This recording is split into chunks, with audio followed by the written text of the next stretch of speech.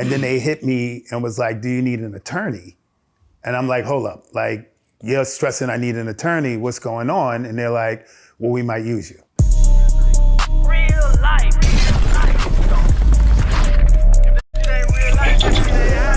It ain't real life. Just ain't real life. Street Starz. You know what time it is. You know, you are the man of the trial at this moment. You know what I'm saying? Your name is the Punisher. Let's get into the Punisher. How did we get that moniker, first and foremost? I mean, man, I wish I had some type of great, dope story, but it's a hoop nickname, man. They got this court in New York City. It's called The Cage on West 4th Street. Coming out of high school, between college, I played there on a regular, and I got that nickname shooting hoop. And then I shifted into becoming a male stripper, which I wasn't gonna use that name being a male stripper. I picked something crazy like Caramel Mandingo or some stupid crap like that. But I was with another guy who was going back and forth to parties, and I would give the phony name and girls would be like, hey, Caramel, Caramel, and I'd be ignoring them. And he was like, dude, we're gonna just call you Punisher till you figure it out. And 30 years later, still a Punisher. Now, of course, you know, us from the outside looking in, the Diddy trial has been looming for a long time, right? And I feel like the first 2 weeks of the Diddy trial was just explosive. It was a lot of things going on, right? And then we found out a lot of things through the trial. You actually being in the trial, right? How did that come about? How were you subpoenaed? So the crazy thing is I never actually got subpoenaed, and they kind of, I want to feel like almost duped me into involvement, because I got first contacted like May of 2024. And that was before any charges, any him getting arrested. You had no idea anything was gonna be going on. And they kind of rolled up to me nonchalantly, like, look, we're interviewing hundreds of people. You know, we know you're involved, just kind of let us know what was going on. And I didn't think my part in it was significant. So I'm just like, yeah, man, you know, I don't really got nothing for you. I'm just here.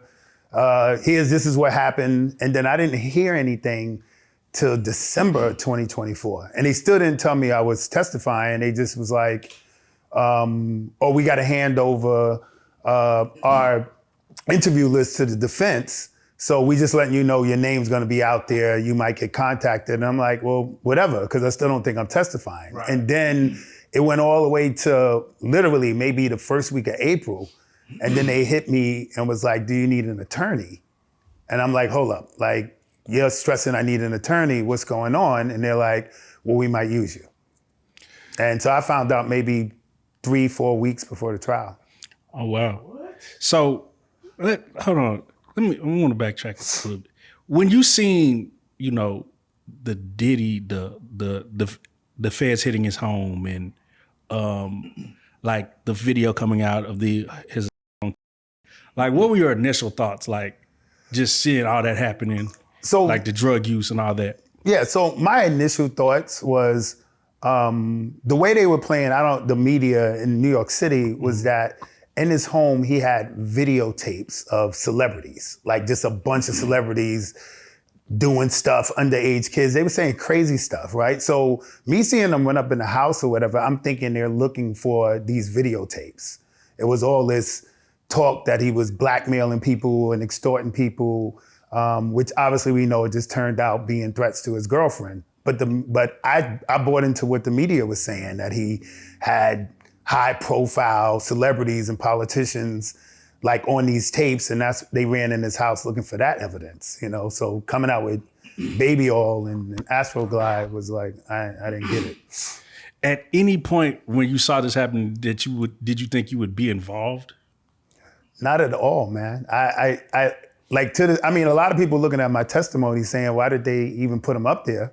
Right? You know, because, you know, I didn't see any violence, right? I couldn't really corroborate anything that testified that seemed like a crime. So I'm still not completely clear to what my involvement was or see how I tied in other than a pattern of behavior, you know? So At any point, because when you were initially hired, you were hired to basically create a romantic scene, correct? Yeah, that was the first thing explained to me. They call up as if they're gonna hire just a male stripper for a striptease, but when I walked in, they explained to me she was trying to set a scene. So that's correct. So at that time, you really didn't know or feel like you were being hired to sleep with anyone or to an act of prostitution. No, man, honestly, man, I didn't even understand it, right? You show up to a place and you see this gorgeous woman, right? And you know, the way I think as a man is I'm not letting nobody sleep with my chick, right? Like, so even going through it the first time, I'm believing it's what it is. Like they just want some sort of little baby all sexy play, and then it spins into what they're gonna get involved in. And that's why the first time there wasn't even any sex or anything that went on. I tried to play it by the book because it didn't even make sense to me why somebody would want somebody to sleep with their woman. You know, a woman this gorgeous and a guy obviously this rich, even though I didn't know who it was, but you could tell by the hotel and the situation that they were well to do. So you initially said that you didn't sleep with her because you were professional, correct? Yeah.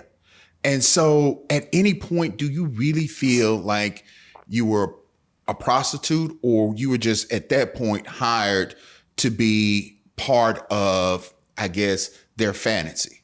Or really, like, you started off being a model or an actor, did you feel like you were just continually being an actor more so than a prostitute? Yeah, I mean, by definition, right, I'm getting paid for sex. So it is what it is. But I honestly never looked at it from let's say a prostitution standpoint, right? This was like a nuanced opportunity for me, right? So it's not something I was involved in. So it started out like a baby or, but once the second time came around and it was questions of, hey, are you tested? You know, what's your health thing? You know, she was me her health thing. I knew it was gonna lead to sex, but I never in my mind played it as, all right, I'm doing prostitution. My ego was like, I created this story like, all right, Diddy gets all these girls, he probably messes with a bunch of chicks, and now he's giving his girl a chance, like kind of like an even, all right, baby, we gonna let you have some fun. Right. And I thought I was the dude, right? So I kind of played in my mind as just like a scenario, and I didn't see it as just like as transactional as it actually was. Now, obviously, you're walking into this room. You're seeing this beautiful woman.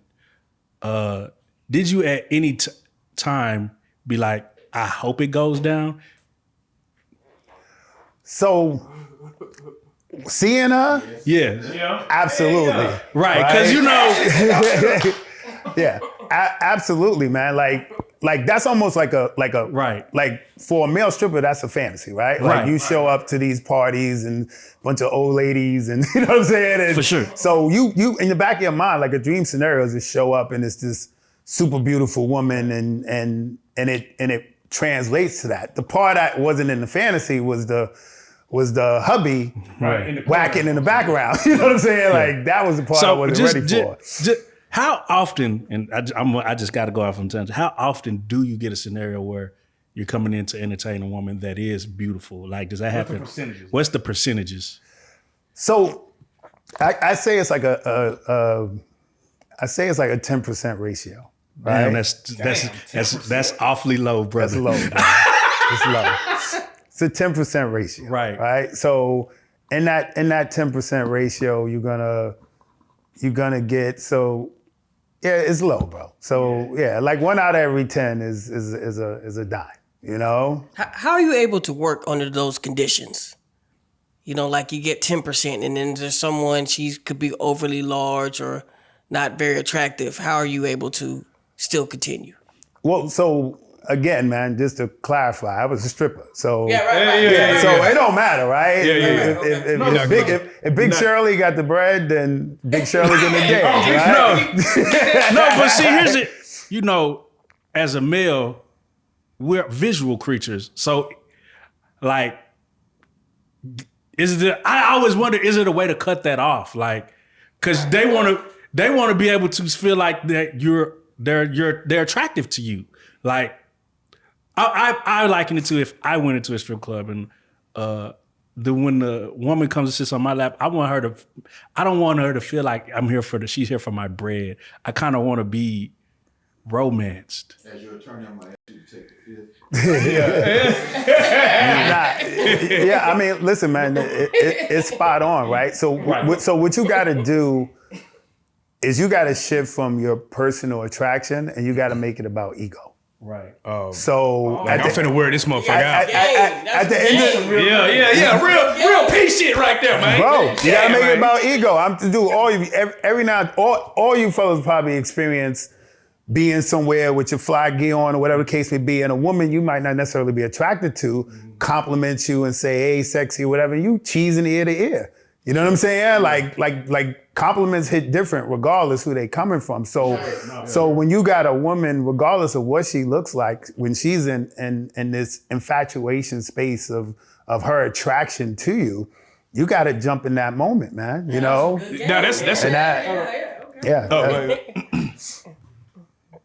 I have to touchy-feely, like women that are too. Do you feel like that is a thing? Like, because again, like there might be, you might feel like this is more inappropriate than I actually want it to be. Do you ever get those feelings? Like, was that ever a thing? Yo, so seriously, man, you get desensitized, man. Okay. Yeah, it's like, so I would say you got to look at dancing for a long period of time is almost like walking through a crowded nightclub.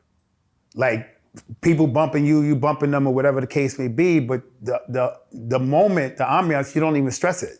Yeah. You know, right. Whereas a normal sexual scenario is like walking down the street, empty street, and somebody bumps you. It's overt. It's like, yo, what's going on? But when you do this for a living, you don't even feel the touches. Like I'm completely desensitized.